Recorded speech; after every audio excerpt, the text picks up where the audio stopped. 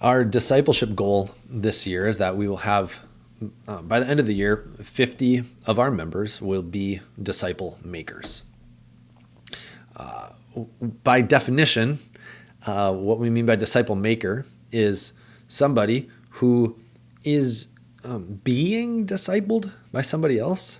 And this is key to the way we speak about discipleship, that we actually believe that somebody who's discipling others ought to also be discipled by somebody else. So even I, as your pastor, have a disciple maker in my life, Dr. David Kim, who has spent years with me, and I continue to regularly talk with him, and I'm held kind of accountable to this great commission task that we have. And so even I'm doing this, all right?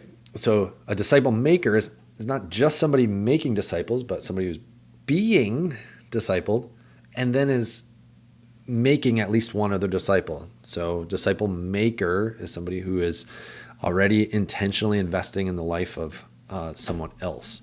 Now, when we talk about discipleship, again, if evangelism is sharing the good news of Jesus with those who are disconnected from Jesus, discipleship is living life with another Christian person and helping raise them up to maturity in faith.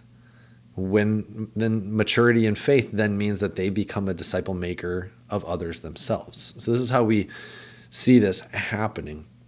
Now, the purpose of this goal that 50 of our members will be disciple makers, I mean, well, just so you know, we already have at least a dozen people that are already kind of in this classification, if you want to use that term. And so this year in 2025, we're not saying we're going to have 50 new, just 50 total. And so we're already well along the way. And the purpose of this goal that we want our members to be disciple makers is that Jesus has called us to follow him as disciples.